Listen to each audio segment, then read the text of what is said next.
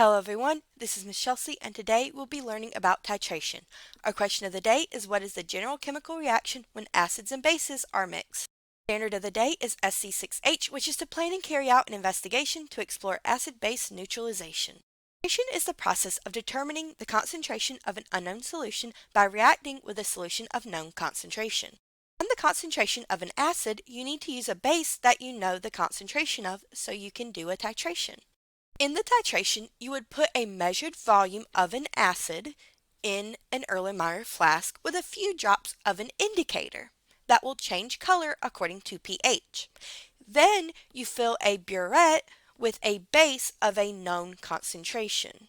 Then open the stopcock until the solution in the flask has changed color due to the addition of a base. To know the initial and final volume of the base, you can subtract to determine the volume of base used. You can then use the titration equation.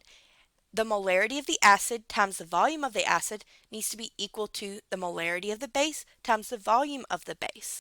So, by multiplying the molarity times the volume of the base, and then dividing by the volume of the acid you started with, you can actually figure out the molarity of the acid. You can do the same for determining the concentration of the base, but the solutions would be in opposite places. So the acid of known concentration would go in the burette and the base would go in the flask. Here is a setup for a titration. Notice how the base is up in the burette. You know the concentration and you're using this experiment to figure out the volume.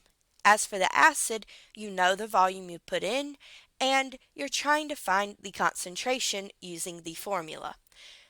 It is also a good idea to have a stir bar and stir plate in place. So a bar inside of the flask that will constantly stir the solution so that you can easily tell when the end of the titration has been reached.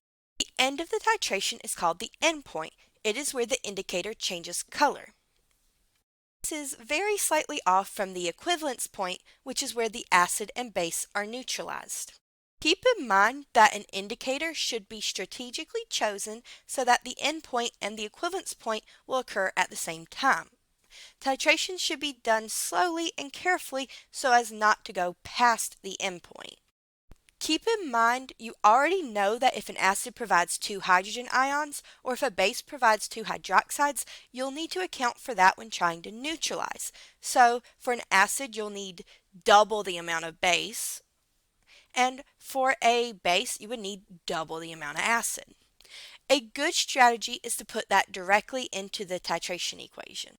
Here's an example if you have 2 hydrogen ions but only 1 hydroxide ion.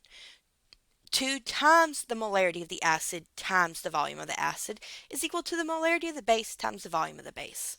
Similarly, if you have 3 hydrogen ions but only 1 hydroxide ion, you would need to do 3 times the molarity of the acid times the volume of the acid is equal to the molarity of the base times the volume of the base. Now, if you have 2 hydrogen ions but also 2 hydroxide ions, the 2 will actually cancel out, so you don't even have to add them. It's all about simplified ratios. Here's another example. What if you have an acid with 3 hydrogen ions but a base with 2 hydroxide ions?